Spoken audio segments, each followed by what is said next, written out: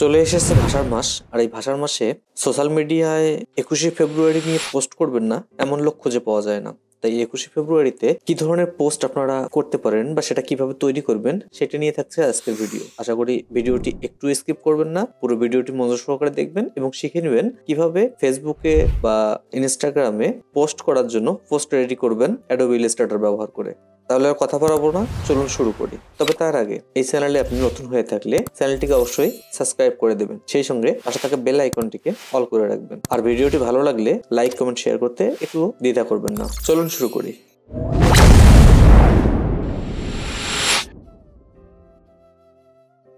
প্রথমেই Adobe Illustrator সফটওয়্যারে এসে আমরা একটা আর্টবোর্ড নেব। এখানে আমরা যেহেতু ওয়েবের জন্য আমরা ডিজাইন তৈরি করব, তাই আর্টবোর্ড নেওয়ার সময় আমরা প্রিসেট হিসেবে এখানে ওয়েব সিলেক্ট করে নেব।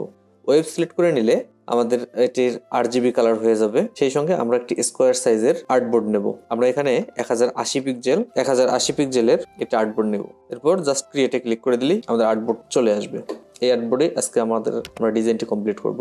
তবে অনেকেই সোশ্যাল মিডিয়া পোস্ট করার জন্য ডিজাইন করতে গিয়ে ডিজাইনের কনসেপ্ট খুঁজে পান না। তো আজকে আমি এই বিষয়টাও দেখিয়ে দেবো কিভাবে আপনারা আপনাদের কনসেপ্ট গেইন করতে পারেন। প্রথমেই আপনারা যে বিষয় নিয়ে ডিজাইন তৈরি করতে চান বা যে বিষয়টা আপনাদের ডিজাইনের মধ্যে থাকবে সেই বিষয়টা নিয়ে গুগলে সার্চ করতে পারেন। তো চলুন আমরা গুগলে চলে যাই। আমি একটি ব্রাউজার ওপেন দিয়ে এখানে আমি সার্চ করতেছি 21শে ফেব্রুয়ারি পোস্ট ডিজাইন লিখে আমি সার্চ করলাম। এখানে অনেক ধরনের পোস্ট চলে আসবে, আপনারা দেখতে পাচ্ছেন। তো এখান থেকে আপনারা আপনাদের ডিজাইনের কনসেপ্টটাকে কিন্তু নিতে পারেন। এখানে অনেক ধরনের ডিজাইন দেখতে পাচ্ছেন।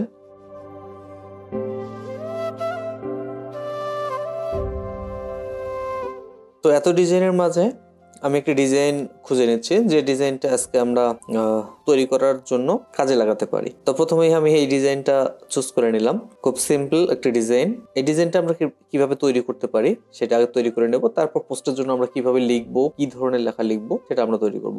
তো চলুন প্রথমেই এই ছবিটাকে আমরা ডাউনলোড করে নিই। এখানে সেভ ইমেজ করলে ইমেজটি সেভ হয়ে যাবে, কিংবা ডাউনলোড ইমেজ করলে ডাউনলোড হয়ে যাবে। আমি এটা ডাউনলোড করলাম, ইমেজ ডাউনলোড হয়ে গেছে। আমি জাস্ট ইমেজটাকে ইলাস্ট্রেটরে ওপেন দেব।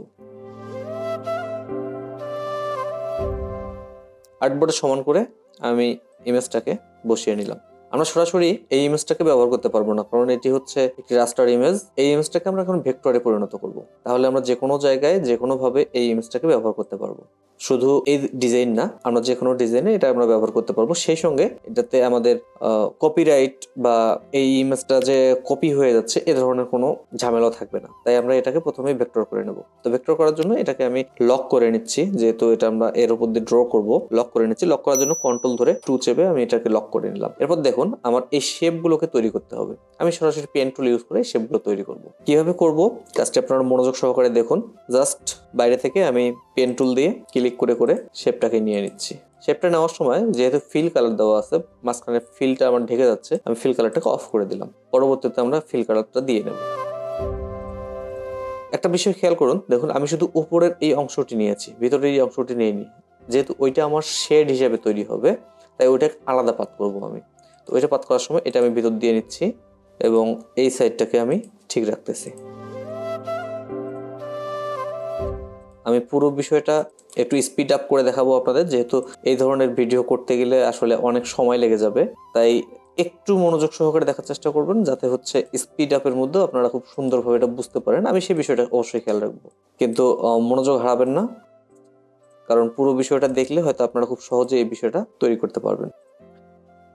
নিজেদের মতো করে একটি ইউনিক ডিজাইন তৈরি করে ফেসবুক, ইনস্টাগ্রাম কিংবা অন্যান্য সোশ্যাল মিডিয়ায় পোস্ট করতে পারাটা কিন্তু অনেক গৌরবের একটা বিষয় হয়ে দাঁড়াবে। কাজেই ভিডিওটি একদমই মিস করবেন না।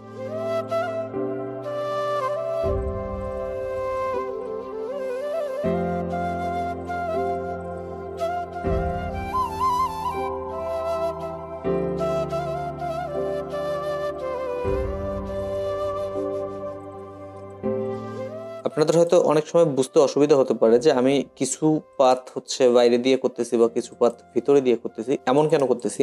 তো এই বিষয়টার জন্য বলে রাখি, আমরা যেসব বিষয় বাইরে দিয়ে করতেছি সেগুলোকে আমরা কিভাবে ভিতরে নিয়ে আসতে পারি সে বিষয়টা আমি ভিডিওর মধ্যে দেখিয়ে দেব। এটা নিয়ে অস্থির হওয়ার কিছু নেই। আপনারা পুরো বিষয়টি একটু মনোযোগ সহকারে দেখার চেষ্টা করুন, তাহলে খুব সহজেই বিষয়টা বুঝতেও পারবেন।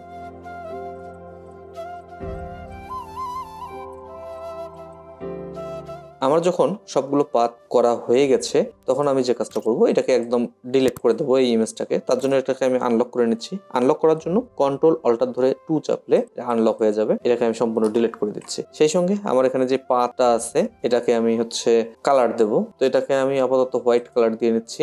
হোয়াইটের মধ্যে হোয়াইটটা দেখা যাচ্ছে না, এজন্য আমি নিচে একটা ব্যাকগ্রাউন্ড দেবো। ওই ইমেজটা আমাদের হোয়াইট ব্যাকগ্রাউন্ডে ছিল, বাট আমরা যেহেতু একটু ডিফারেন্ট কিছু তৈরি করবো তাই এটাকে আমরা ব্ল্যাক ব্যাকগ্রাউন্ডে তৈরি করবো। সরাসরি ব্ল্যাক ব্যাকগ্রাউন্ড দেবো না, আমি এখানে গ্রেডিয়েন্ট কালারে চলে যাচ্ছি। গ্রেডিয়েন্ট কালার ইউজ করবো। গ্রেডিয়েন্ট কালার ইউজ করলে ইমেজটা অনেকটাই সুন্দর হয়ে যাবে। এখানে গ্রেডিয়েন্ট দেওয়ার পরে এখানে আমি গ্রেডিয়েন্টে এসে রেডিয়াল গ্রেডিয়েন্ট করে দেবো। তাহলে মাঝখানের অংশটি রাউন্ড একটা শেপ তৈরি হবে এবং এখান থেকে কালারটাকে পরিবর্তন করে ডার্ক টাইপের কালার দিয়ে দিলাম। এখন দেখুন আমার এখানে শেপটি তৈরি হয়েছে, কিন্তু দেখতে একদমই ভালো লাগতেছে না। এটাকে একটু মডিফাই করে আমাদের ভালো করতে হবে। তো প্রথমে এই বিষয়টা খেয়াল করুন, সম্পূর্ণ ইমেজ এবং এই শেপগুলোকে আমি একসঙ্গে সিলেক্ট করে এখান থেকে শেপ বিল্ডার টুল নিয়ে বাইরের যে অংশগুলি আছে কিবোর্ড থেকে অল্টার চেপে ধরে আমি এখানে ক্লিক করে করে বাইরের এই অংশগুলিকে ডিলিট করে দেবো, কারণ এই জিনিসগুলো আর আমার প্রয়োজন নেই। আপনারা এতক্ষণ যে ভাবতেছিলেন যে পাতগুলো আমি বাইরে দিয়ে নিচ্ছি, এগুলো কিভাবে আমরা রিমুভ করব, এখন দেখতে পাচ্ছেন শেপ বিল্ডার টুল দিয়ে আমরা খুব সহজেই এগুলোকে রিমুভ করতে পারি। আরো কয়েকটা বিষয় দেখিয়ে নিচ্ছি, মনোযোগ সহকারে দেখুন। আমরা এই শেপটা, ভেতরের যে এই শেপটা পাত করেছিলাম, এটার কালারকে আমরা একটু পরিবর্তন করে দেবো। আমি কালারে চলে আসলাম, কালার থেকে এটাকে একটু ডার্ক কালার করে দেবো। এখন দেখুন এটা আমার উপর দিয়ে আছে, তো আমার নিচের এই হোয়াইট কালারের শেপটাকে উপরে তুলতে হবে। তার জন্য আমি কন্ট্রোল অল্টার ধরে থার্ড ব্র্যাকেট শেষটাকে চাপ দিলে এটা একদম উপরে চলে আসবে। একইভাবে এটাকে আমি কালারটা চেঞ্জ করে দেবো। এটা আমার নিচেই আছে, কাজে এটা নিয়ে আমার ঝামেলা নেই। এখানেও সেম কাজটা আমরা করবো। এই দুটোকে আমরা কালার চেঞ্জ করে এই কালার দিয়ে দেবো। সেই সঙ্গে এই শেপটাকে আমাদের উপরে নিয়ে আসতে হবে। কন্ট্রোল শিফট ধরে আমি থার্ড ব্র্যাকেট শেষ দিয়ে এটাকে উপরে নিয়ে আসলাম।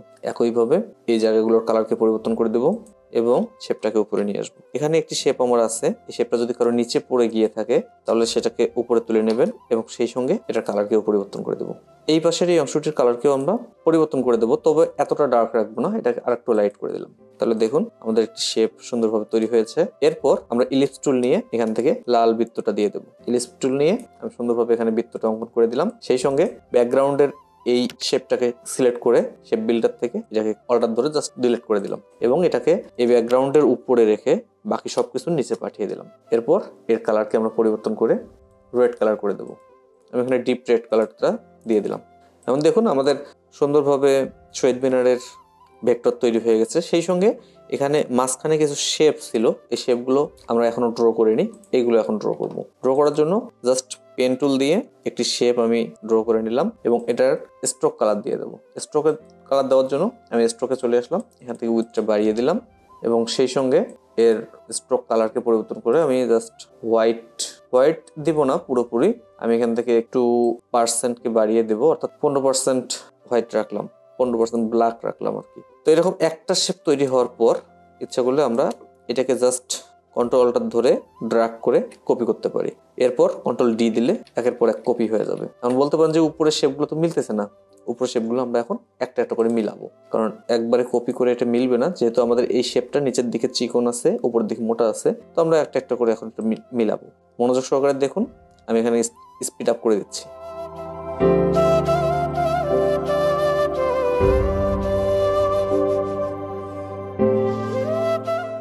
মেলানোর সময় খেয়াল করবেন শুধুমাত্র ডাইরেক্ট সিলেকশন টুলটাকে সিলেক্ট করে রাখবেন, সরাসরি সিলেকশন টুলকে সিলেক্ট না করে এখান থেকে ডাইরেক্ট সিলেকশন টুলটাকে সিলেক্ট করে রাখবেন, তাহলে আপনি সরাসরি একটি পয়েন্টকে সিলেক্ট করে সরাতে পারবেন। এরপর এই স্ট্রোকগুলিকে সিলেক্ট করে আমি এর অপাসিটিকে একটু কমিয়ে দেবো, কারণ অপাসিটিটা খুব বেশি লাগতেছে।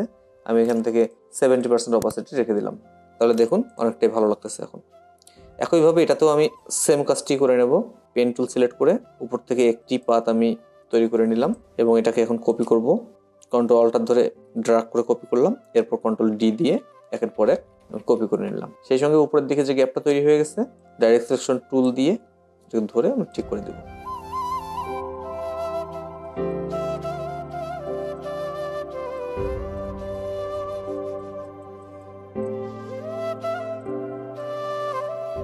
একইভাবে এর অপাসিটিকেও আমি কমিয়ে দিয়েছি। সেম ভাবে আমি এই জায়গাতেও একই কাজটা করে নেব। তো এইটাতে আমার এই কাজটি করার জন্য এই জায়গা থেকে এই জায়গা পর্যন্ত শেপ আমার অঙ্কন করতে হবে, না হলে আমি বুঝতে পারবো না আমার অ্যাঙ্গেলটা কোন দিক থেকে কোন দিকে যাবে। তো আমি সেটা করব। তো আমি পেন টুল দিয়ে এই কর্নারের শেপ থেকে এই কর্নার পর্যন্ত একটি শেপ আমি টেনে নিলাম। তাহলে আমি এখান থেকে এটাকে ভাঁজ করে এদিকে দিয়ে দেবো। তাহলে আবার পেন টুল দিয়ে ভিতরে শেপগুলো আমি ড্র করতেছি।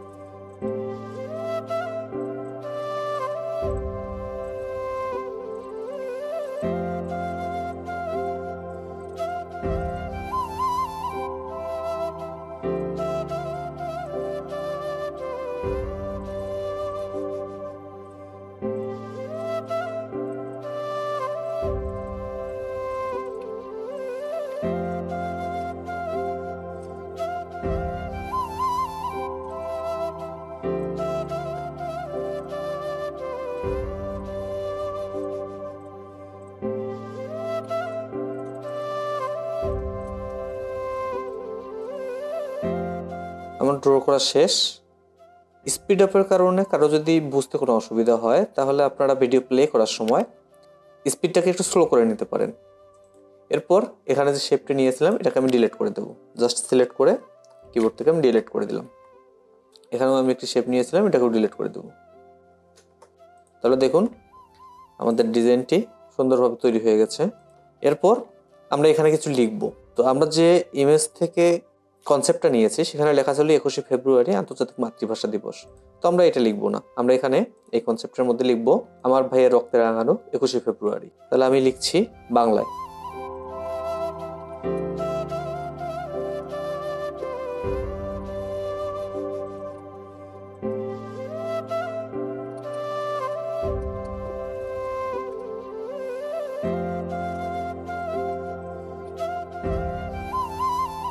আমি এখানে লিখে নিলাম আমার ভাইয়ের রক্তে রাঙানো 21শে ফেব্রুয়ারি।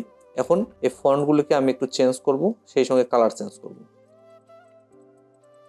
আমি এই ফন্টটিকে প্রথমে চেঞ্জ করে মানে চারু চন্দন এই ফন্টটি দিয়ে নিলাম এবং এর কালারকে আমি পরিবর্তন করে এই যে মাঝখানে গোলকের যে কালারটা দিয়েছি এই কালারটা দিয়ে নিলাম, রেড কালার। আমাদের এই লেখার সঙ্গে এই ফন্টটি চমৎকারভাবে মানিয়ে যাবে, কাজে আমরা এই ফন্টটি ইউজ করব। আপনারা গুগলে সার্চ করলে চারু চন্দন নামে এই ফন্টটি পেয়ে যাবেন। এরপর এটি আমি চন্দ্রবতী ফন্ট ব্যবহার করলাম। চন্দ্রবতী ফন্টে অনেকটা হ্যান্ডরাইটিং ফন্টের মতো লাগে, তাই এটিকে ব্যবহার করলাম। আপনারা চাইলে যে কোনো ফন্ট এখানে ব্যবহার করতে পারেন। এরপরে 21 লেখাটিকে আমি হোয়াইট করে দেব এবং যতটা সম্ভব বড় করে দেব। 21 এই লেখাটিকে জাস্ট কপি করে আমি নিচে একটি কপি বসিয়ে দেব এবং তার কালারকে আমি রেড করে দেব। এখন দেখুন উপরে আমার হোয়াইট, নিচে রেড, সুন্দর লাগতেছে। এবং ফেব্রুয়ারির ফন্টকে আমি চেঞ্জ করে এই ফন্টটা করে দেব। ফন্টগুলোকে জাস্ট অ্যালাইন করে সুন্দর করে নিলাম এবং এরপর রেক্ট্যাঙ্গল টুলকে সিলেক্ট করে আমি একদম এই বরাবর রেক্ট্যাঙ্গল শেপ তৈরি করে নিলাম। এরপর এটাকে একটু ছোট করে এই পরিমাণ রাখলাম, সেই সঙ্গে স্ট্রোককে বাড়িয়ে দেব এবং ফিল কালারকে নান করে দেব। স্ট্রোককে বাড়িয়ে দিলাম, স্ট্রোক কালারটিকে আমি হোয়াইট করে দিলাম। এখন দেখতে পাচ্ছেন এটা আমার চারপাশে একটা স্ট্রোক তৈরি হয়ে গেছে, বাট আমি চাচ্ছি এই স্ট্রোকটাকে আমি এই পর্যন্ত রাখবো, এরপরে আর রাখবো না। তো তার জন্য আমি এখানে অ্যাড অ্যাঙ্কর পয়েন্ট টুলটা নিয়ে এখানে অ্যাঙ্কর পয়েন্ট দিয়ে নিলাম। এটা যে কোনোভাবে করা যায়, আমি এখানে অ্যাঙ্কর পয়েন্ট টুল দিয়েই করলাম। এই অংশটাকে সিলেক্ট করে জাস্ট আমি ডিলিট করে দেবো। তাহলে আমার এই শেপটা এই পর্যন্ত থাকলো। আমার ডিজাইন অলমোস্ট রেডি। আমার এখানে নিচে এই শেপগুলোর কিছু অংশ চলে এসেছে, এগুলোকে আমি চাইলে ডিলিট করে দিতে পারি অথবা চাইলে আমি এটাকে মাস্ক করে ফেলতে পারি। সম্পূর্ণ ইমেজটাকে আমি সিলেক্ট করলাম, আর্টবোর্ড বরাবর একটা শেপ নিলাম এবং পুরো জিনিসটাকে আমি সিলেক্ট করে জাস্ট মেক ক্লিপিং মাস্ক করে দিলে আমার বাইরের সমস্ত কিছু চলে যাবে। তাহলে আশা করি ভিডিওটা আপনাদের ভালো লেগেছে। ভিডিওটিকে ভালো লাগলে লাইক, কমেন্ট, শেয়ার করতে একদমই ভুল করবেন না। সেই সঙ্গে চ্যানেলটিকে সাবস্ক্রাইব করে পাশে থাকা বেল আইকনটিকে অল করে রাখুন। পরবর্তী ভিডিও দেখার আমন্ত্রণ রইল। আজকের জন্য এই পর্যন্তই। আল্লাহ হাফেজ।